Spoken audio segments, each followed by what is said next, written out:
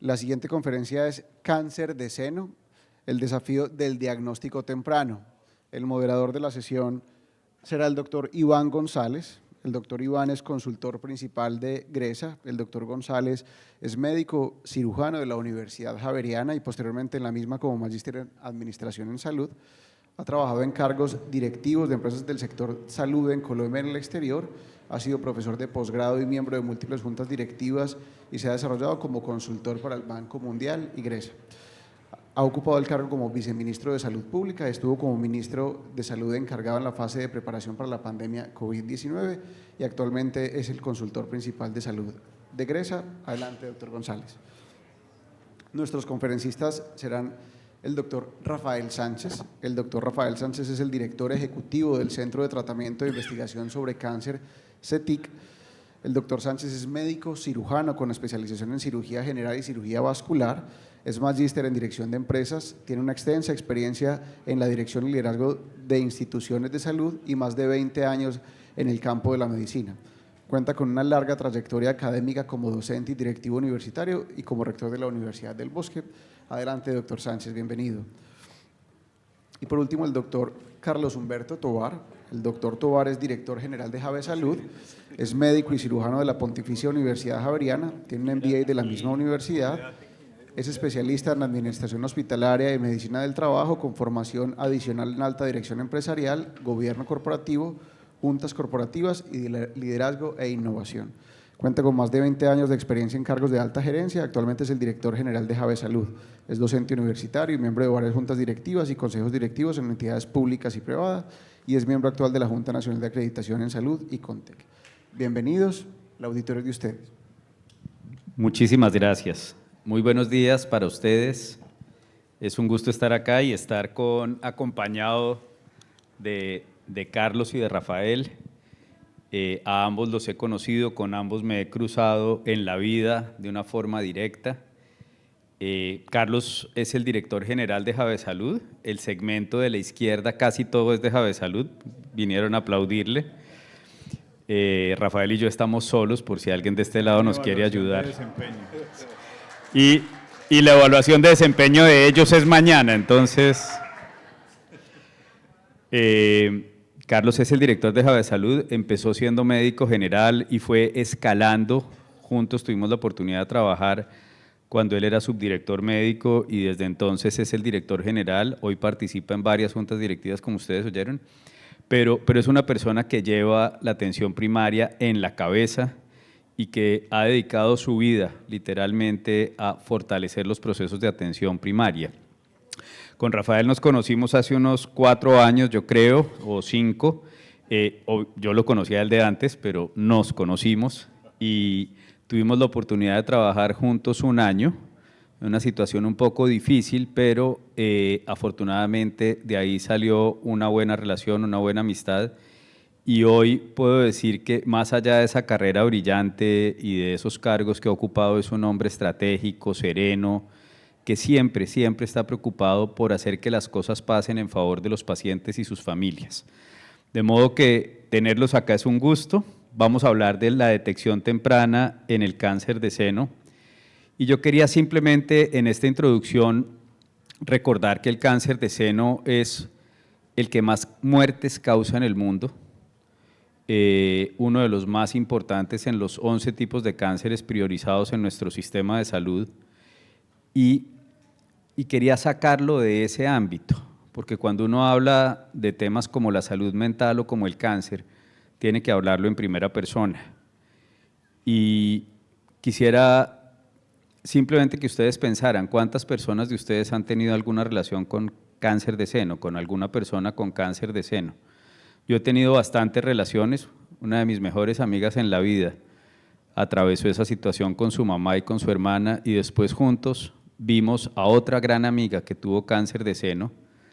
Entonces, cuando estamos hablando de detección temprana, no estamos hablando de estadísticas, estamos hablando de vidas, de mujeres de carne y hueso. Y de ahí la importancia de poder acercarnos y aproximarnos hoy a esta conversación en los 45 minutos que vienen. De modo que bienvenidos.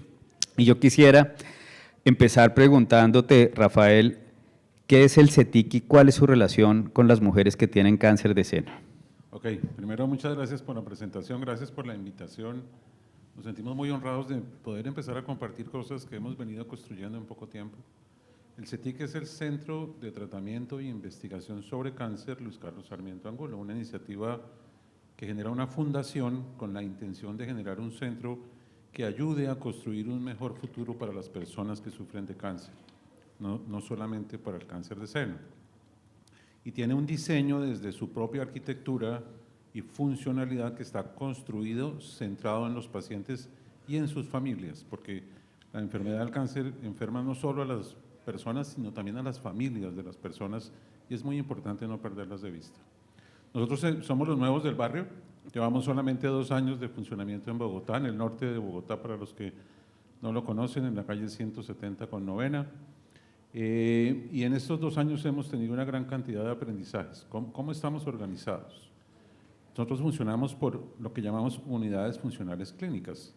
Seno o mama, como lo quieran llamar, es una de ellas. ¿Y esto qué significa? Que al interior de esa unidad están los especialistas que se requieren para hacer la evaluación de los casos y definir las mejores conductas. Allá hay oncólogos dedicados a seno, hay cirujanos de seno, hay cirujanos de reconstrucción, hay fisioterapistas, hay psicólogos, hay trabajadores sociales, todos como un solo equipo para entender y acompañar a los pacientes en su proceso de enfrentar una condición tan compleja como el cáncer. Una de estas unidades funcionales, como les decía, es la de mama. Estamos muy contentos, aquí una cuña, hemos abierto recientemente nuestra 9ª unidad funcional que se llama trasplante y terapia celular. Esperamos pronto empezar a poder ayudar a más pacientes de otra condición. 14.000 pacientes hemos visto en estos 2 años, hemos acompañado a más de 8.000 a lo largo de más de un semestre en el centro durante su tratamiento. Y el tercer componente que quisiera resaltar es, desde el inicio pensamos que la investigación es un tema fundamental, porque la investigación abre las puertas en 2 líneas al menos. La primera de ellas, cuando uno participa en protocolos internacionales de investigación, la frontera del nuevo tratamiento está allí, en el mismo centro, para pacientes que han agotado sus líneas previas. Y la segunda es el poder generar conocimiento que nos permita entender cómo somos realmente los colombianos, cómo nos enfermamos y cómo nos mejoramos, porque asumimos que es igual que en todas partes del mundo y probablemente no lo sea. Entonces eso es el CETIC y hemos estado realmente muy contentos, es un equipo humano maravilloso, con la mejor calidad científica, pero también con el mejor comportamiento humano que sin duda es igual de importante. Pues qué orgullo oírlo y qué importante. Y celebro esas cifras, 14.000 pacientes, celebro la apertura de esa unidad de trasplantes y terapia celular. Hace poco oíamos en un país que es distinto al que yo conozco y sueño, a un ministro hablando mal de hospitales de alta complejidad.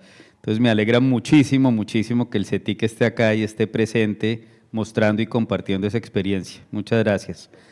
Carlos, ¿qué es Javesalud y cuál es su relación con el cáncer de seno?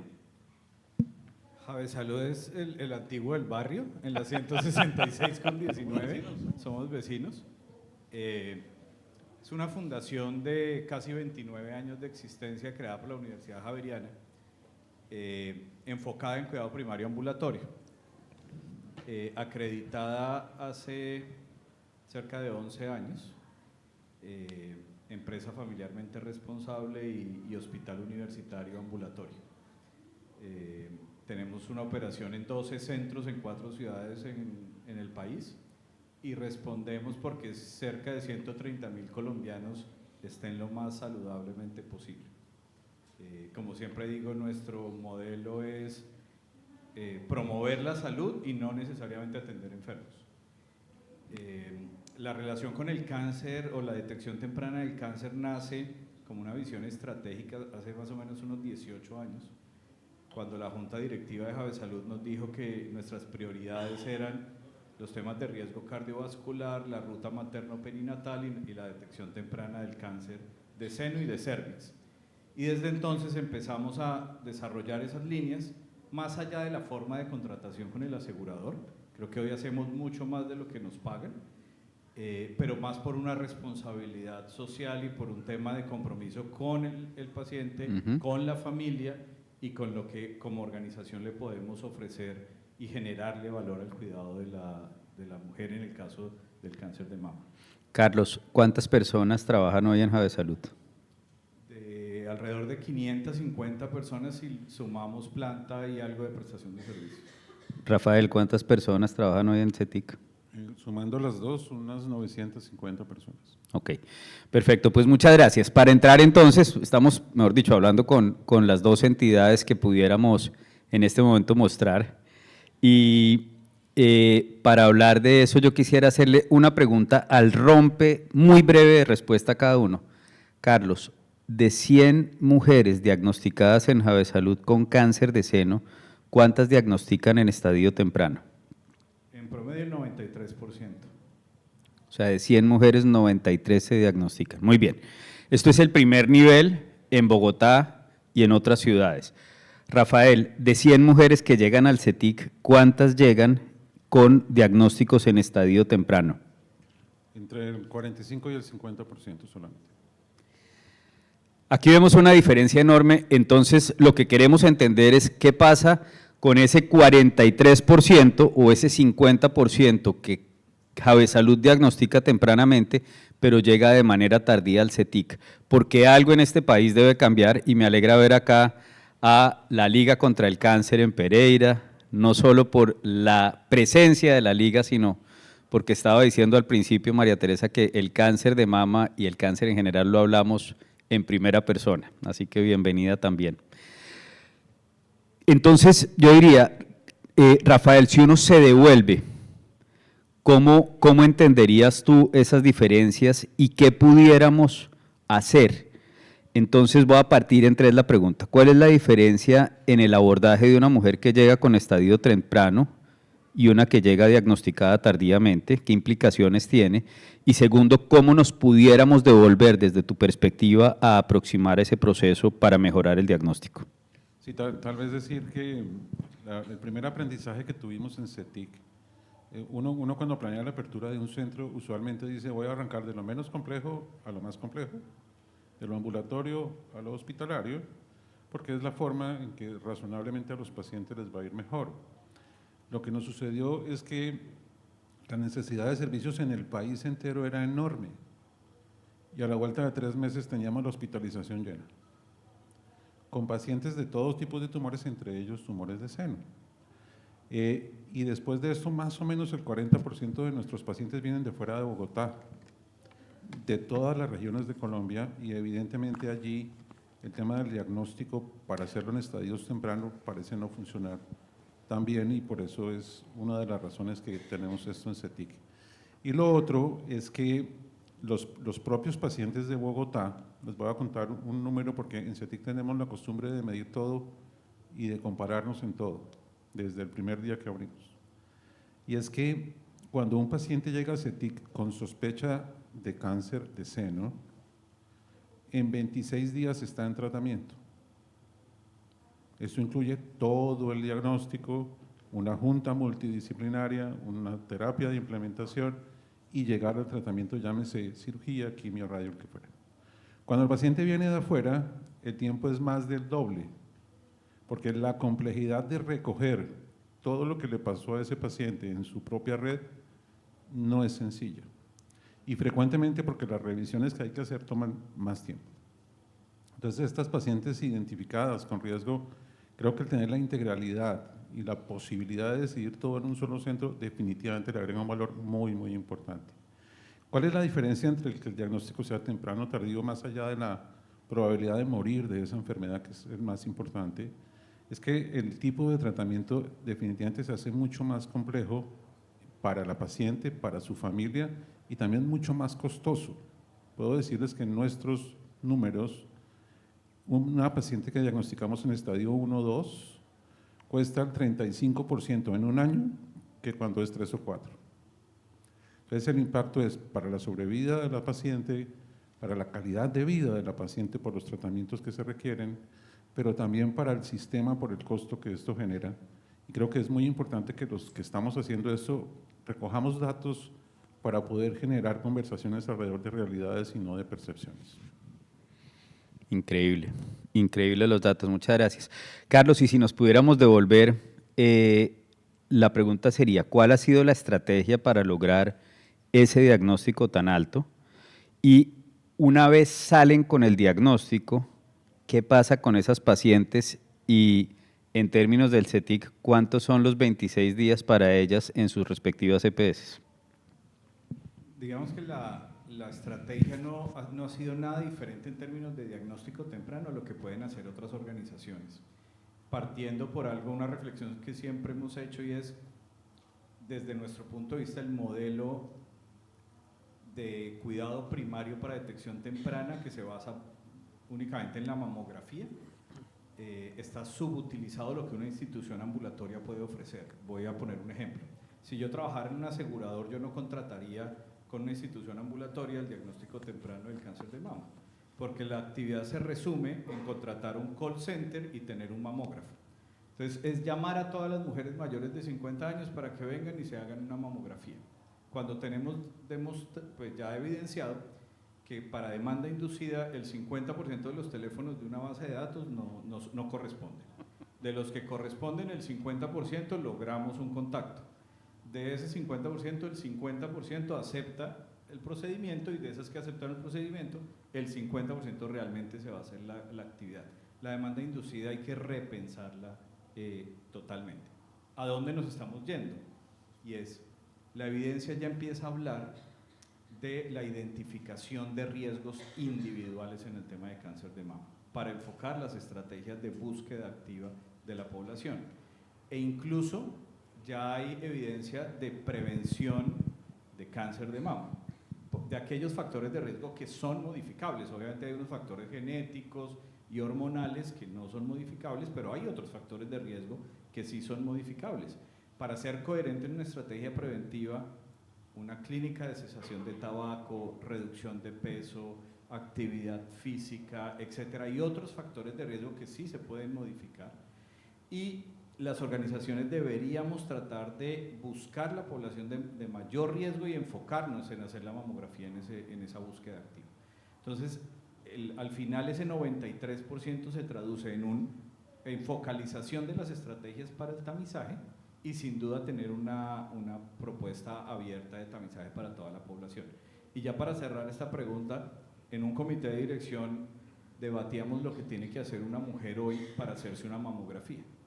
Entonces decimos, hay unas que buscamos activamente, pero cuando una mujer en su casa dice, oiga, yo me quiero hacer una mamografía, entra en esa etapa contemplativa de la prevención y la promoción, lo primero es llamar a un call center, esperar más o menos un par de horas a ver si le contestamos algún día y si estuvo de buenas, va a pedir una cita con un médico general, que si está de buenas se la damos a los 3 días, ir a hacer una fila de 30 minutos para pagar una cuota moderadora que no debería estar pagando, pasar a una cita médica para que el médico general le expida una orden de mamografía, salir a hacer nuevamente una fila para la autorización, luego llamar a pedir la cita para la mamografía, pagar transporte, etcétera, y al final los cálculos nos dan que una mujer pierde 30 días de su vida para hacerse una mamografía, pagando unas cuotas moderadoras que no debería haber pagado, y cómo transformar ese acceso es parte del reto que tenemos. Ok, perdón insistir en la pregunta. ¿Qué pasa con esas mujeres cuando las diagnostican? Porque en el CETIC pueden ser 26 días versus 52, y conozco a Rafael, sé que está siendo generoso a veces, porque la cuenta de alto costo habla de a veces más de hasta 100 días dependiendo de algunos pagadores. Entonces, ¿cómo le hacen seguimiento a esas pacientes? El modelo es totalmente diferente dependiendo de cada asegurador. En el caso de los aseguradores con los cuales trabajamos, en el momento que hacemos el diagnóstico se hace el proceso de referencia de acuerdo a la ruta de cuidado de cada asegurador, pero lo que hemos decidido como organización es que nosotros no soltamos nunca a la paciente. Y en el momento de hacer el diagnóstico tenemos un equipo que se dedica a hacer el acompañamiento al paciente y a la familia, no solo en temas administrativos, sino también en un soporte psicosocial y acompañamiento. Entonces, si la paciente nos dice, tengo la orden de cirugía de mama y no me han dado la cita, Nosotros llamamos a la institución donde está autorizado y le ayudamos a derribar esas barreras administrativas. Hoy en promedio también manejamos cifras similares, alrededor de entre 30 y 40 días, pero gracias a la gestión que hacemos desde la unidad primaria y no simplemente que el paciente se tenga que enfrentar a las barreras que encuentra en el sector. Ok, pues yo creo que todo tiene que ver con modelos de atención, pero obviamente es un buen momento en este instante para agradecerle a la Organización por la Excelencia en Salud y a la OES que nos tenga acá. Mientras vemos cómo se afecta la realidad de los pacientes, mientras vemos una transformación que no tiene visión de futuro, tenemos el regalo de sentarnos 3 días a hablar de calidad, a hablar de cosas distintas a las que venimos hablando. Y yo creo que ese es el gran valor de la OES. Y quisiera entonces entrar a la calidad, no solo recordando que hace un año más o menos, la OES le entregó a Javesalud un premio por diagnóstico temprano de cáncer en general. ¿Por qué no nos cuentas un poquito de ahí y desde ahí construimos con el doctor Rafael la siguiente parte de la calidad? Sí, fue un proceso con USAID y con la OES donde nos entregaron el Premio Nacional de Calidad en Atención Primaria por detección temprana de cáncer, evaluando tanto cáncer de mama, cervix, próstata, y evaluaba, digamos, todo el proceso de atención, desde el diagnóstico temprano, la búsqueda activa, el proceso de atención y sobre todo después la ruta que les contaba ahora de cuidado transversal, eso que en alguna literatura hablan del navegador del paciente, y cómo hemos logrado construir redes desde iniciativa nuestra con las instituciones de mayor complejidad que hoy atienden los pacientes. Sin embargo, digamos, al medir la satisfacción del paciente vemos todavía barreras que hay que seguir derrumbando.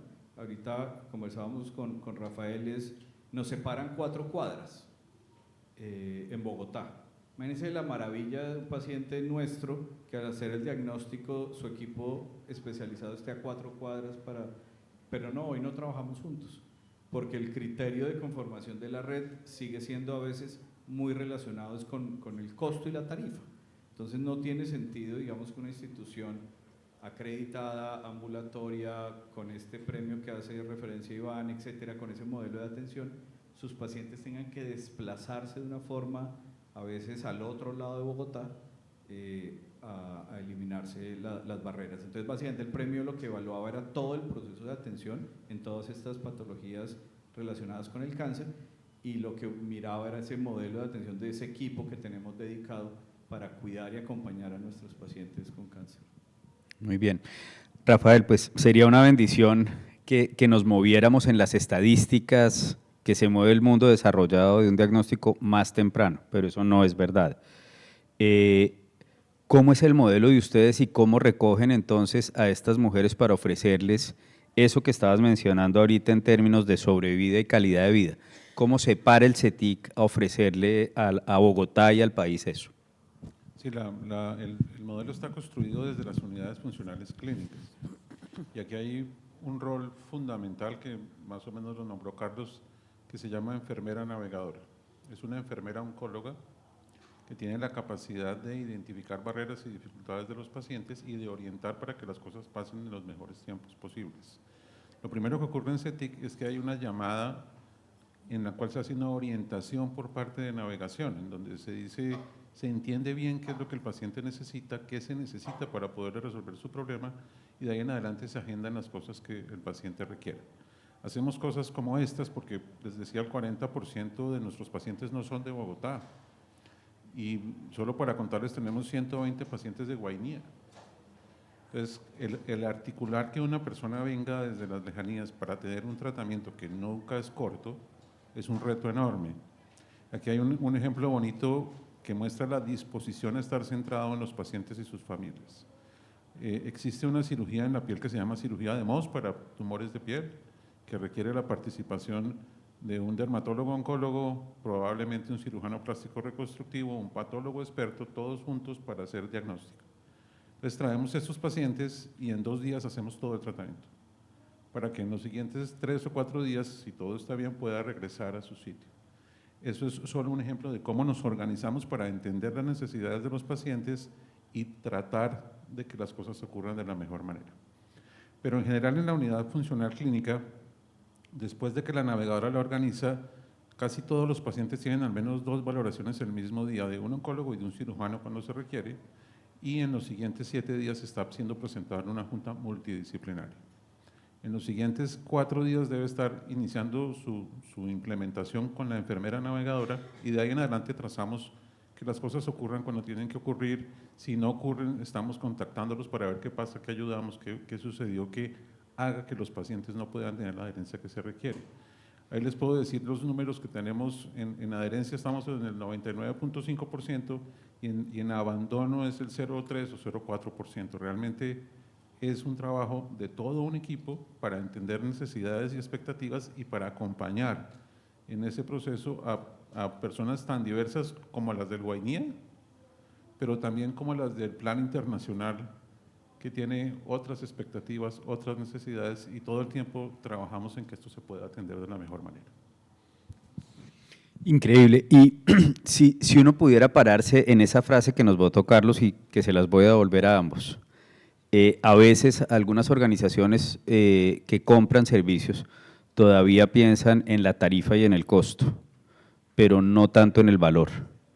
Y me sorprende, o me ha sorprendido ver en estos días un gran escándalo mediático de una entidad que tenía muchísimo volumen en atención del cáncer y resultó prófugo su dueño y su director y todo eso, y que, bueno, toda esa historia que todos conocemos. ¿Cómo diferenciar, Rafael, en tus palabras, el costo y la tarifa del valor en salud? Sí, yo creo que es de ambas partes. Sí, es muy importante que uno sea capaz de construir cosas que le permitan mostrar que le genera valor a la atención y que no son únicamente económicas. La complejidad en cáncer es que usualmente el asegurador quiere ver sobrevidas y para usted hablar de sobrevidas tiene que esperarse 5 años para poder saber si efectivamente es mejor o no. ¿Qué hacemos nosotros? Nosotros tenemos un proyecto de investigación que recoge datos de vida real. Hoy tenemos más de 3.000 pacientes con más de 140.000 variables recogidas y estamos buscando qué es lo que realmente en este momento le podríamos decir al asegurador, mire que a sus pacientes les va mejor. Nosotros ya podemos decir en seno, por ejemplo, que nuestra proyección aún, porque solo llevamos 2 años, es que la sobrevida global de esta población que seguimos esté 10 puntos por encima de la media del país. Ese tipo de cosas hay que construirlas, eso no pasa de un día para otro y requiere también del compromiso del asegurador. Entre tanto, ¿en qué trabajamos? ¿Qué es lo que mueve hoy al sector? En oportunidades, ¿sí? Cómo la oportunidad que le doy es mejor que la que podía tener, es un tema muy importante, ustedes lo saben, para el pronóstico del cáncer. Y lo otro es en eso que llamamos estar centrado en paciente y familia y es la experiencia y la satisfacción real de las personas en su atención. Entonces, con esas 3 cosas al menos, vamos construyendo escenarios. Desafortunadamente, en los 2 años que llevamos de operación ha sido la incertidumbre más grande de un sistema que parece terminar y que realmente genera mucha incertidumbre del lado asegurador acerca del futuro y de su real compromiso con construir salud para muchos años cuando pues está en tela de juicio qué va a pasar y qué no va a pasar, pero creo que pues, hay que persistir para encontrar las respuestas. Sin duda, y más allá de cualquier sistema, seguiremos teniendo en los próximos meses mujeres que requieren los servicios del CETIC, de Jave Salud y del talento humano. Doctor Tovar, antes de girar a otro eje, ¿por qué no nos cuenta en sus palabras la diferencia entre valor, tarifa y costo? Para entender el concepto de valor, debemos irnos a la fórmula que se plantea de qué es valor en salud. Y cuando hablamos de resultados en salud, no se nos puede olvidar la frase que le importan al paciente. Sin duda, una mujer con cáncer de mama, lo que le angustia inicialmente es su sobrevida. O sea, me voy a morir de esto, ¿qué va a pasar con mi familia, mis hijos, etcétera? Pero también hay otras cosas que le importan a la paciente, el tema de la cirugía, la reconstrucción, una cantidad de cosas, el dolor, su imagen corporal. O sea, cuando empezamos a salirnos un poco de hablar únicamente de la patología para entender el ser humano de una forma integral, empezamos a identificar ese numerador en la fórmula. Y es parte de lo que vemos en el proceso de acompañamiento de la paciente. No se nos puede olvidar que la paciente que le dio cáncer de mama también es probablemente diabética o tiene una dislipidemia o tiene otras condiciones de salud que por estar enfocada en el tratamiento del cáncer se puede descuidar esa integralidad de la paciente y del cuidado de la familia. Entonces, ese es el numerador de la fórmula, es empezar a medir los famosos PROMs y los famosos PREMs en qué le interesa a la paciente de su resultado en salud. Y al final, en el denominador se nos olvida que debemos evaluar el impacto económico, pero en el ciclo completo de atención. No es cuánto me costó la cirugía en el CETIC, ni la quimio, ni la radio, cuánto me costó la mamografía en Javesalud o el modelo de gestión.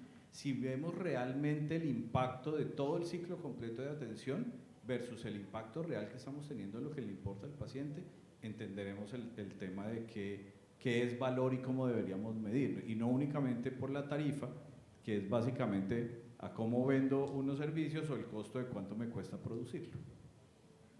Rafael. Una cosa oyendo aquí a Carlos que creo que es interesante poderles contar. Cuando uno hace las cosas más rápido y mejor, lo único que pasa es que más pronto cuesta más. Porque cuando un ciclo de diagnóstico de inicio de tratamiento toma 4 meses, es distinto cuando toma 20 días. Entonces, cuando el asegurador ve el costo, evidentemente es mayor. Pero probablemente si tuviera la expectativa de esperar un poco más de tiempo y evaluar el ciclo completo, el costo debería ser menor.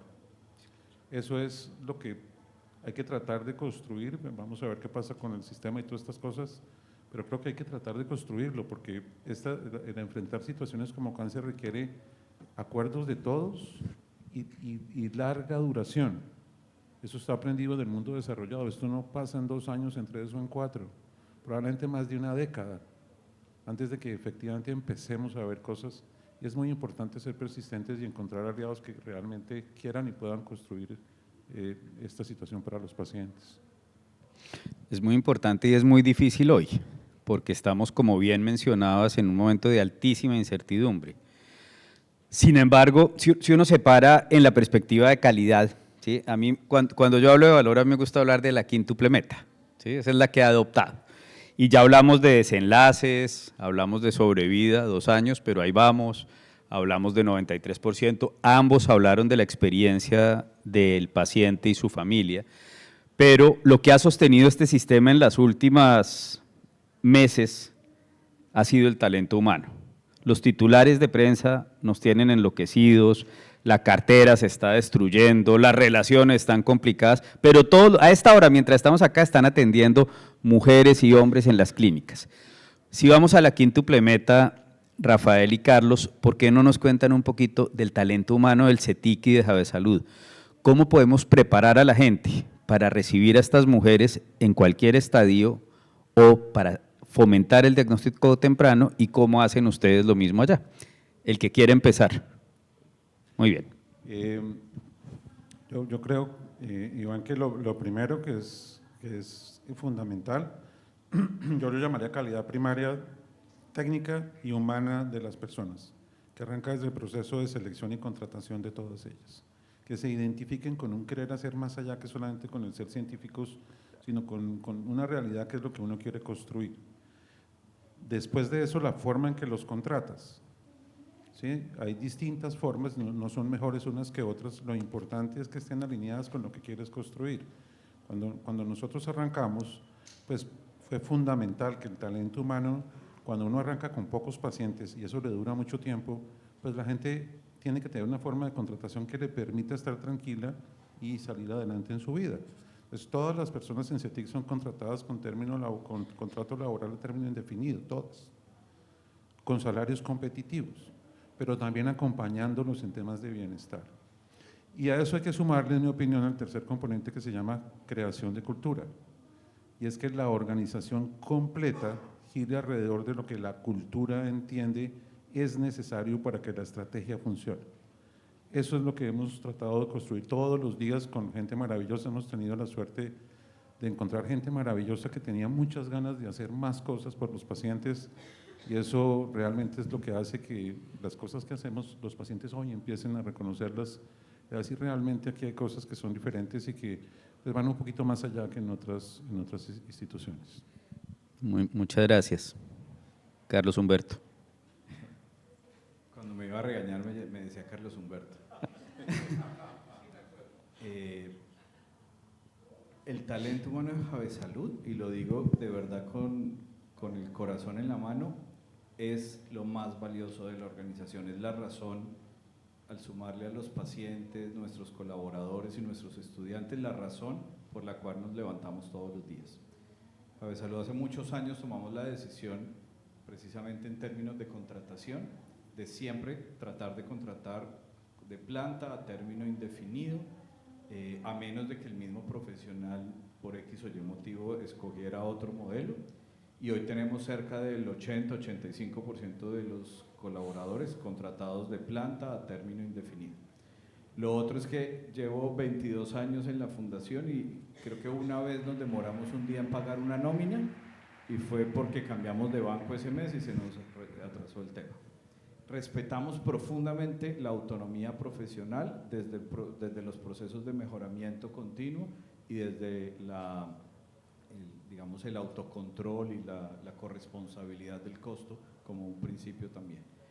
Pero lo que puede hablar, además del talento humano de Javesalud, es la certificación como empresa familiarmente responsable, y es cómo respetamos y buscamos ese equilibrio entre la vida personal, la vida familiar y la vida laboral.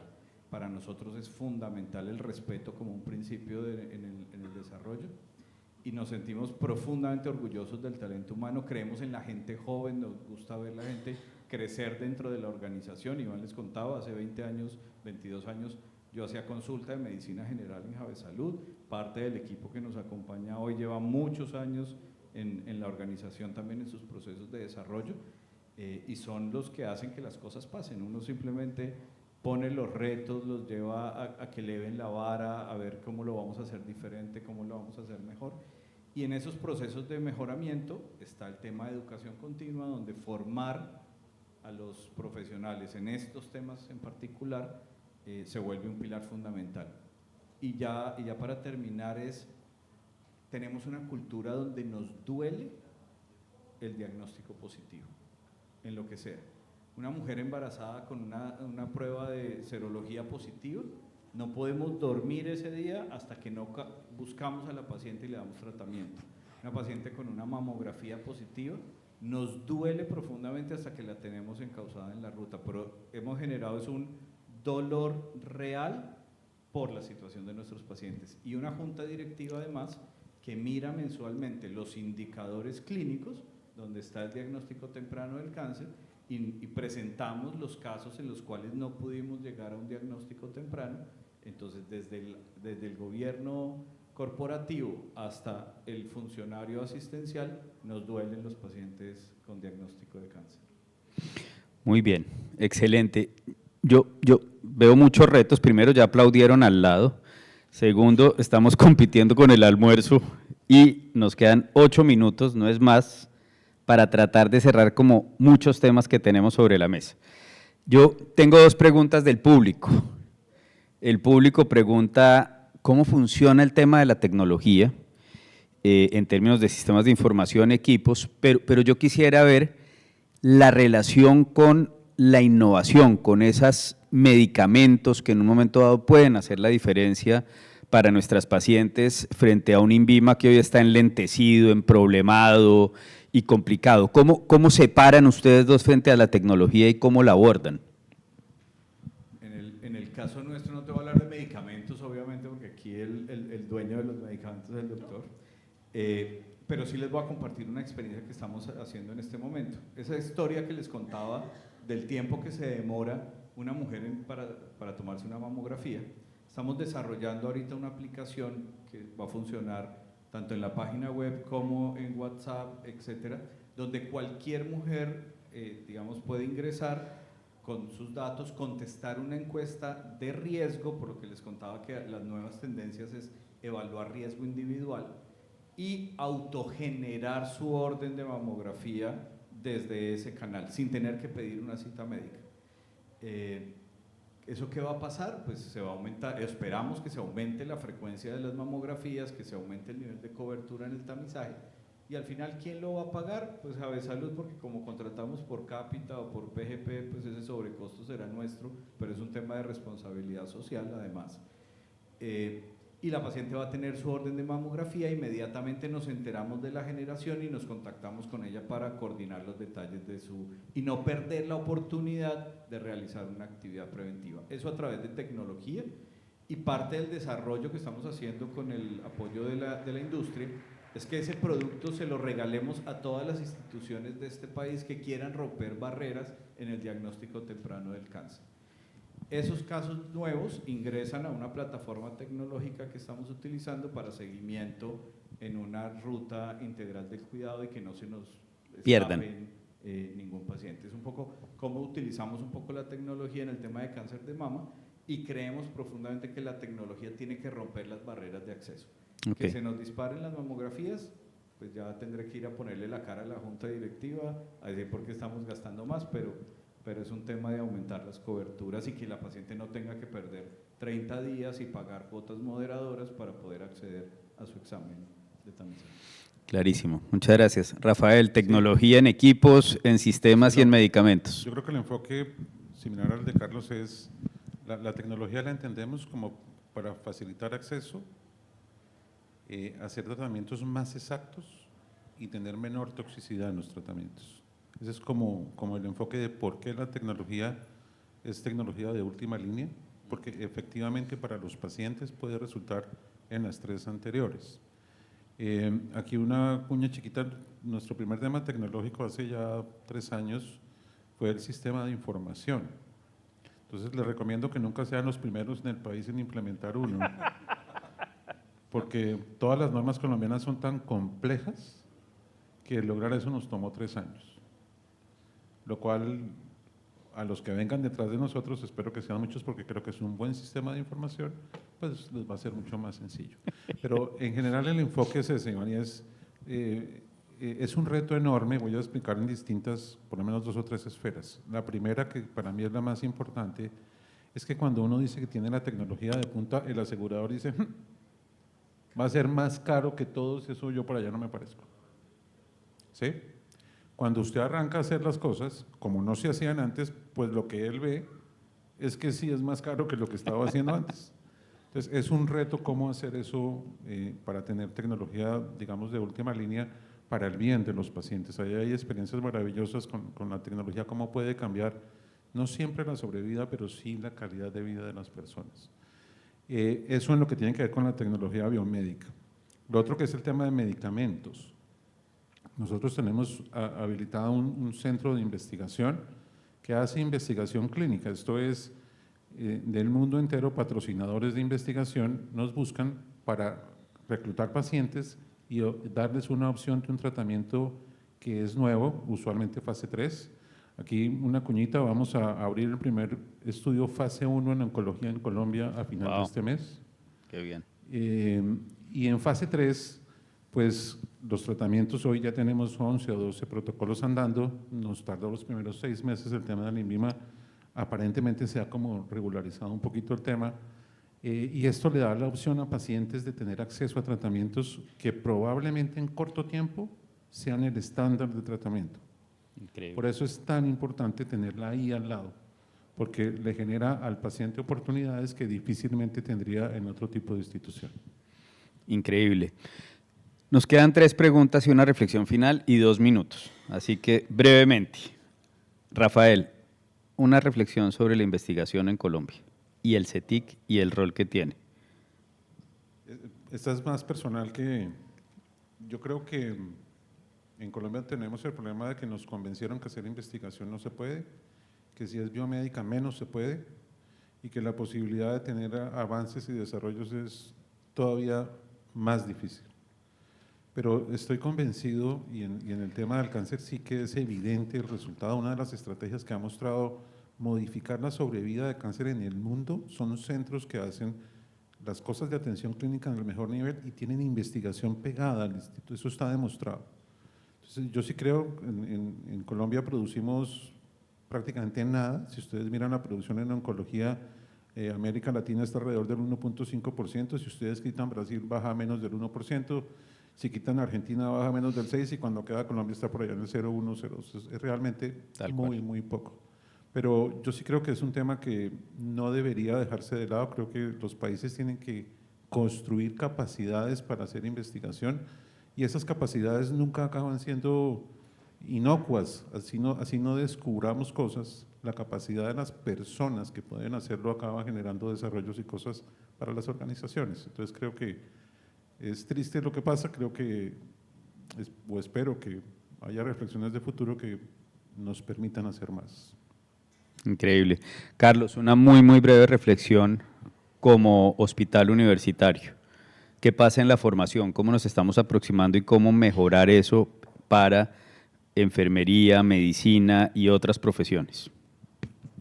Antes de contarles rápido lo que hacemos en docencia, un comentario rápido de investigación, que sea una oportunidad además para fortalecer las redes de investigación. Creo que los que tenemos esa vocación de hospital universitario, que tenemos la academia incorporada, muchas veces no tenemos todos los recursos necesarios para hacer investigación directamente nosotros, pero conformar redes de investigación entre la alta complejidad, la baja, la universidad, etcétera, se genera una serie de oportunidades interesantes.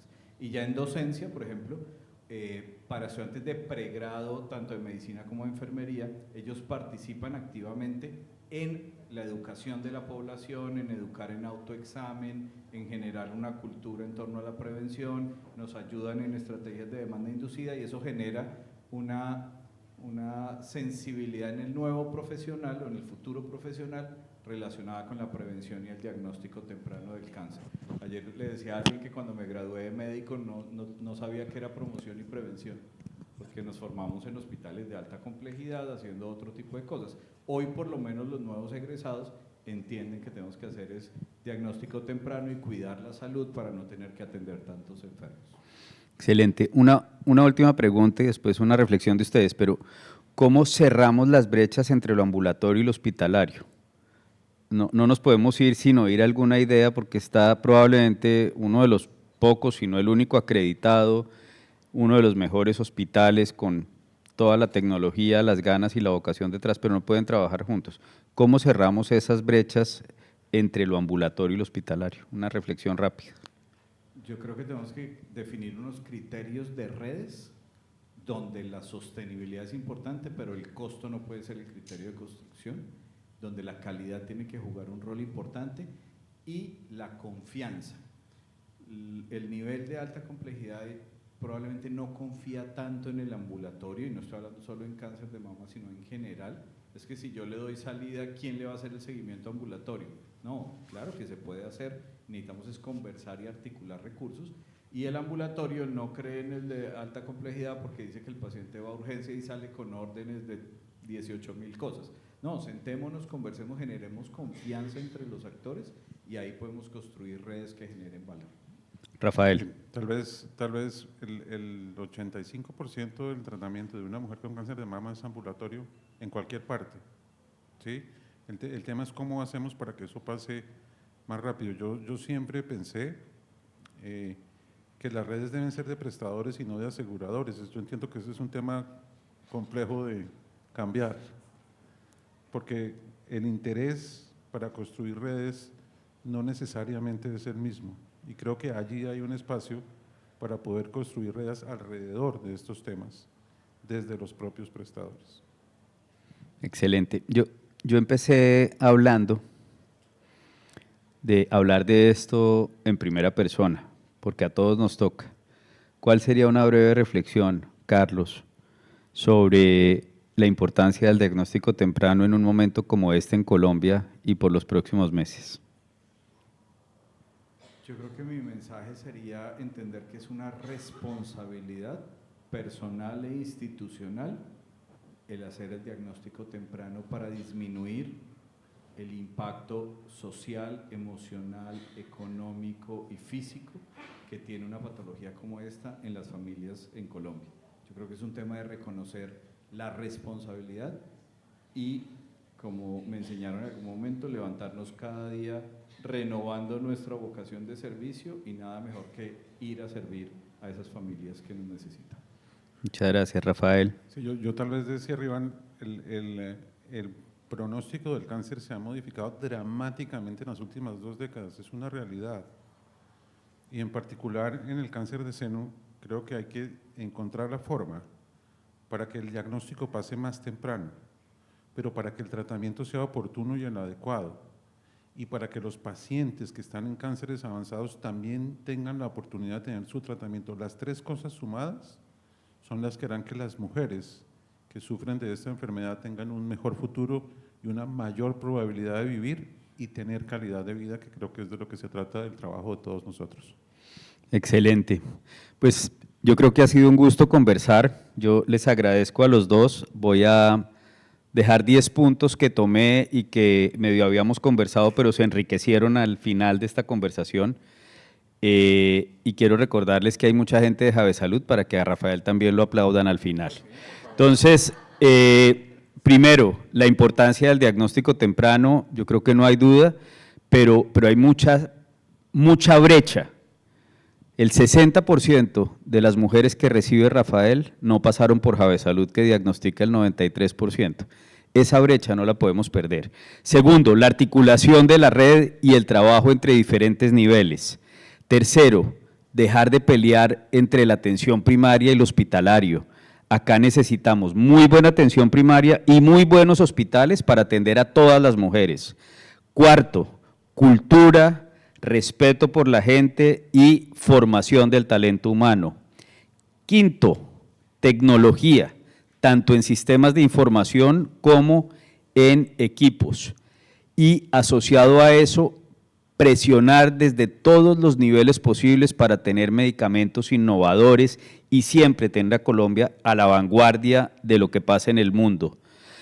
Sexto, fortalecer la investigación y creer que sí es posible. Ese mensaje me encantó. Nos dicen que no, pero ahí vamos. Formar el talento humano. Yo creo que eso va a ser muy importante, y no solo medicina y enfermería, sino muchas otras personas que necesitamos formar. Y tal vez el octavo es olvidarnos, cuando nos sentemos a tomar decisiones, de la tarifa y el costo, y trabajar conjuntamente en temas de creación de valor. Y me quedo con 2 frases de ustedes. Rafael, cuando una mujer se enferma de cáncer, se enferma la familia. Montar modelos que vayan a la paciente y a su familia. Y Carlos, me quedé con la tuya, que a todos nos duelan los diagnósticos positivos. A ustedes muchas gracias, un feliz almuerzo, y a la OES gracias por la invitación.